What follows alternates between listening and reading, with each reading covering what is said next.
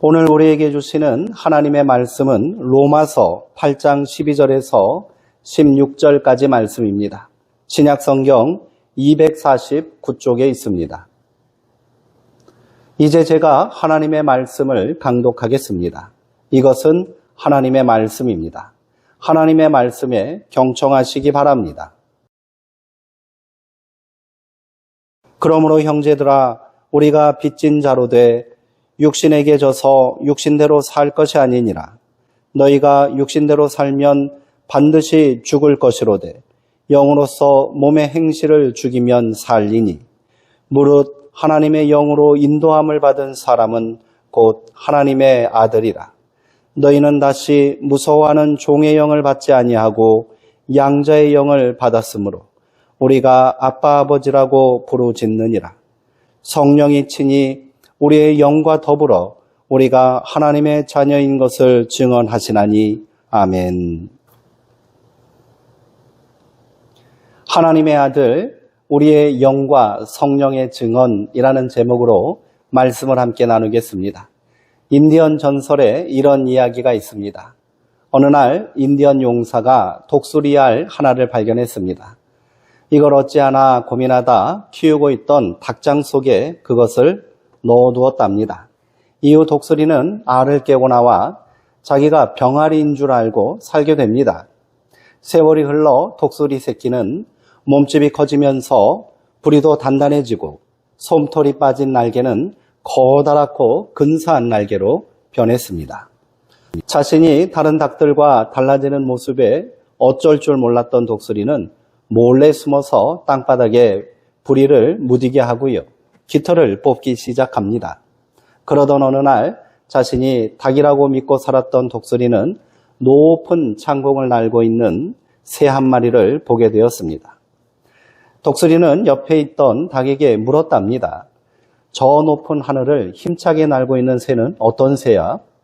닭이 말합니다. 바보야, 저건 독수리야. 새 중에서도 가장 당당하고 위대한 새지. 너는 꿈도 꾸지 마. 우리는 아무리 그렇게 되고 싶어도 될 수 없으니까. 이 말을 들은 독수리는 평생을 자신이 닭이라고 생각하며 살았다고 합니다. 재밌는 우화입니다만 많은 것을 생각하게 하는 이야기인 것 같습니다. 바울이 로마서를 통해 우리에게 전하고자 한 이야기의 핵심이 바로 이런 것 아닐까요? 그리스도의 복음으로 믿음 안에서 살게 된 우리는 새로운 존재로 다시 태어났습니다. 복음을 알기 전 죄와 죽음에 매여 종살이하던 비참한 존재가 더 이상 아닌 겁니다. 그런데 여전히 옛사람의 모습으로 살면서 자신의 변화된 존재를 인식하지 못하고 사는 것이 그저 안타깝기만 합니다. 스스로를 닭이라고 믿고 평생을 산 독수리의 모습과 다르지 않은 거지요. 믿음 안에서 존재의 재창조와 변화를 인식하면서도 여전히 과거의 습성에서 벗어나지 못하는 자신의 한계와 연약함으로 인해 탄식했던 바울은 이제 더 이상 이런 번민과 갈등으로 괴로워할 필요가 없다라고 말했습니다. 그 이유로 바울은 두 가지 근거를 제시했습니다. 첫째는 그리스도 예수 안에 있는 자는 결코 하나님의 정죄를 받지 않는다는 것이며, 둘째는 그리스도 예수 안에 있는 생명의 영인 성령님이 우리 안에 계시기에 죄와 사망의 법에서 우리가 해방되었다는 불변의 선언입니다. 새로운 도전과 변화를 시작하려면 먼저 확신이 있어야 합니다. 그 확신이 실제적인 도움이 되는 믿을 만한 대상으로부터 온 것이라면 더할 나위 없습니다. 바울은 이 확신을 성령 안에서 찾고 있습니다. 예수 그리스도를 나의 구원자로 고백하고 그 믿음으로 사는 우리 안에는 이미 생명의 영인 성령님께서 거하고 계십니다. 바울은 이 확신을 가지고 성령을 따르는 성령의 생각을 하라라고 우리에게 강력한 권고를 전하고 있습니다. 바울의 확신은 여기서 그치지 않습니다. 그는 하나님의 영으로 인도하심을 받은 사람은 누구나 다 하나님의 자녀입니다라고 증언했습니다.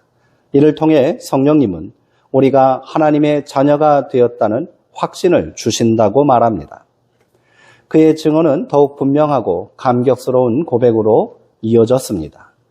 너희는 다시 무서워하는 종의 영을 받지 아니하고 양자의 영을 받았으므로 우리가 아빠, 아버지라고 부르짖느니라. 바울은 우리가 하나님을 나의 아빠, 아버지라고 부를 수 있다라고 말합니다.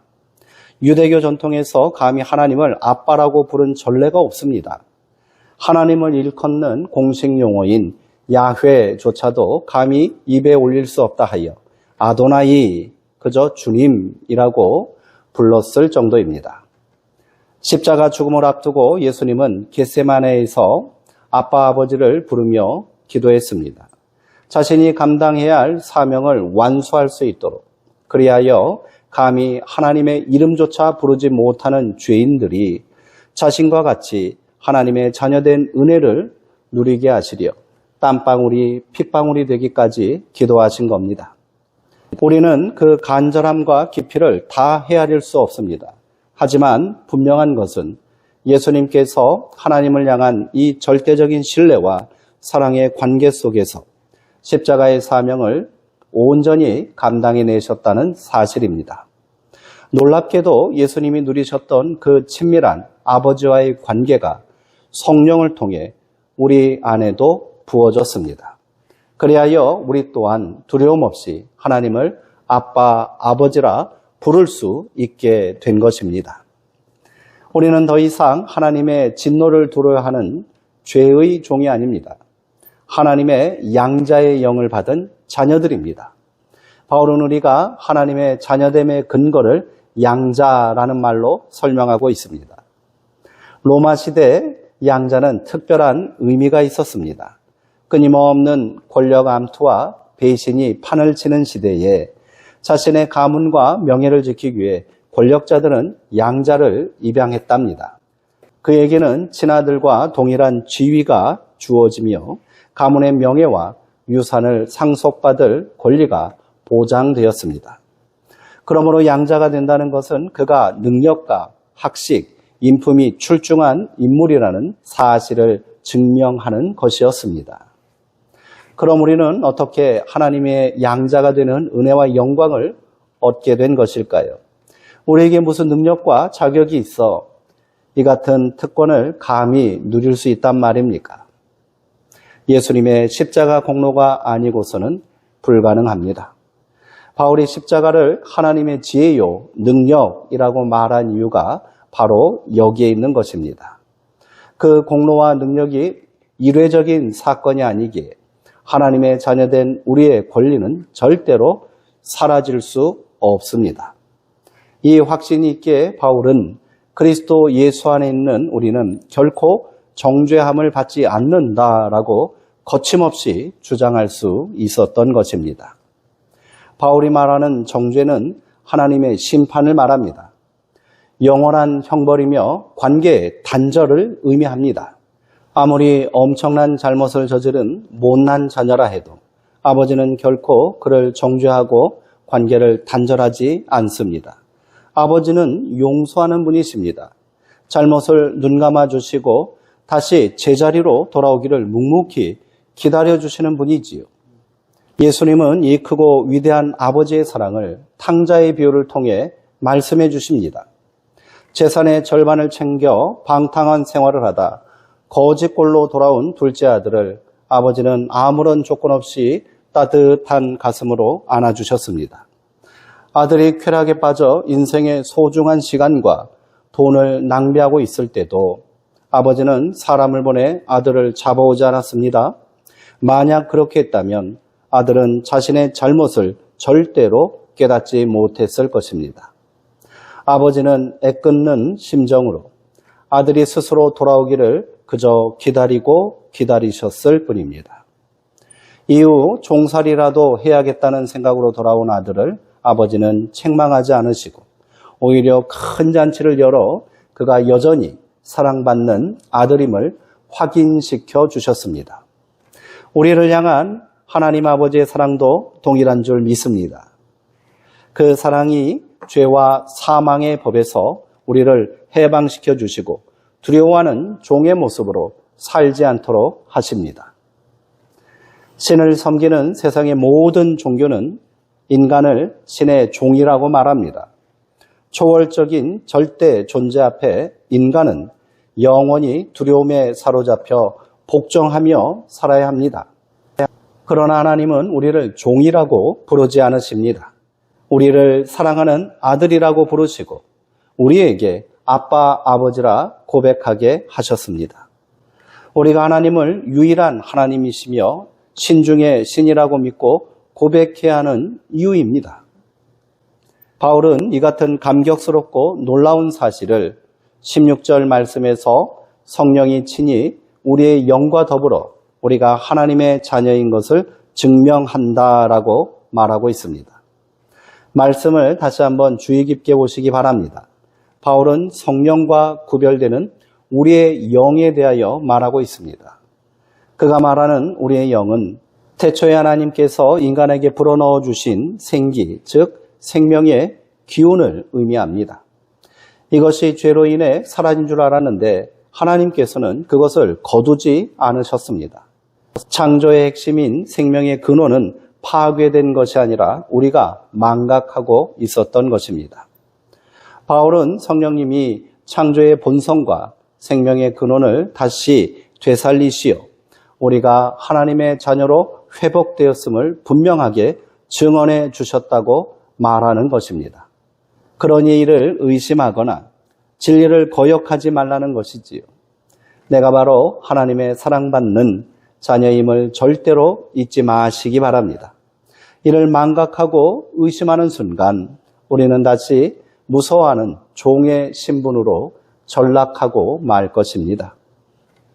그렇다면 우리는 어떻게 이 감당할 수 없는 큰 은혜에 응답하여 자녀다운 삶을 살 수 있을까요? 바울은 그것을 빚이라고 고백했습니다. 그는 로마서 8장 12절, 13절의 말씀에서 형제 여러분, 우리는 빚을 지고 사는 사람들이지만 육신에 빚을 진 것이 아닙니다. 그러므로 육신을 따르는 죽어있는 삶을 살지 말고 성령으로 몸의 행실을 죽이며 살아있는 삶을 살아야 합니다. 라고 말합니다.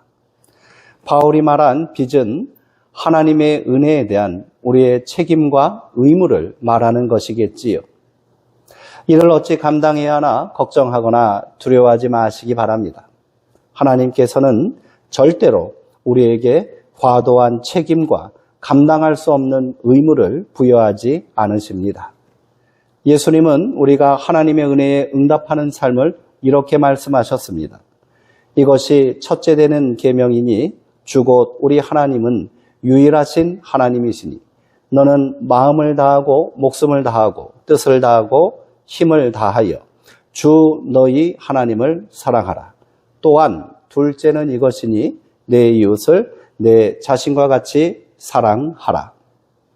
예수님은 이보다 더 큰 계명이 없다고 말씀하셨습니다. 우리가 하나님의 자녀된 은혜와 영광을 누리게 된 것은 전적으로 하나님의 사랑에 의한 것입니다. 그러므로 그 은혜에 대한 자녀의 책임과 의무 또한 사랑이어야 합니다. 사랑받았으니 하나님을 사랑하며 사는 것입니다. 사랑받는 존재가 되었으니 이웃을 사랑받는 존재로 받아들이는 것입니다. 이 계명에 순종하는 것이 육신의 정욕을 죽이고 죄의 유혹에서 벗어날 수 있는 가장 강력하고 확실한 삶의 방법입니다. 바울이 데살로니가 교회 성도들에게 항상 기뻐하라, 쉬지 말고 기도하라, 범사에 감사하라 라고 명령한 이유가 여기에 있는 것 아니겠습니까? 그것이 그리스도 예수 안에서 우리를 향한 하나님의 뜻이라고 말합니다. 사랑은 기쁨과 감사의 이유가 됩니다. 그 사랑을 잃지 않기 위해서 우리는 쉬지 말고 기도하고 또 기도해야 하는 것이지요. 헨리 나우에는 탕자의 귀향이라는 책에서 예수님께서 세상을 구원할 메시아로서의 자의식을 갖기 시작한 시기를 공생의 초기 세례 받으실 때라고 말했습니다.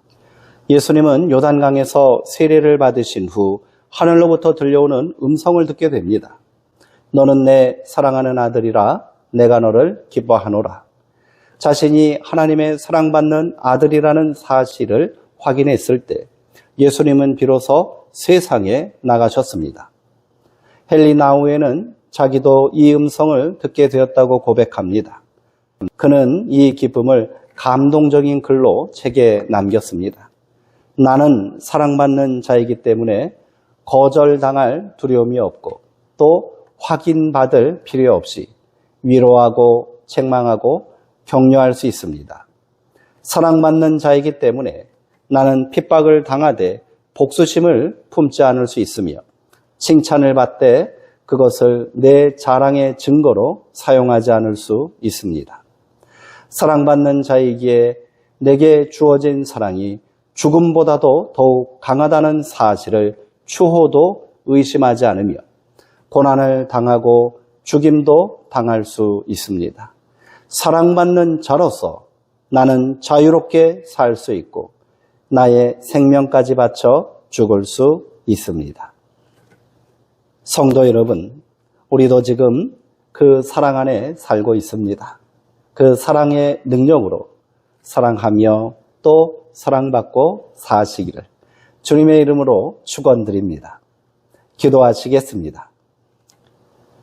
하나님, 이제는 내가 하나님의 사랑받는 자녀임을 의심하지 않겠습니다. 그 사랑의 힘과 확신을 가지고 세상을 살게 하옵소서. 사랑받는 자녀 되었으니 사랑하며 살게 하시고 은혜 받은 자 되었으니 그 은혜에 응답하는 믿음의 삶을 살게 하옵소서. 때로는 우리가 다시 죄의 유혹에 빠질지라도 사랑 많으시고 온유하신 아버지시여 아빠의 넓은 품으로 우리를 안아 주옵소서. 우리의 자녀됨을 증언하는 성령의 음성에 더욱 귀를 기울이게 하시고 날마다 새로워지는 기쁨의 삶을 살게 하옵소서. 예수님의 이름으로 기도하옵나이다. 아멘.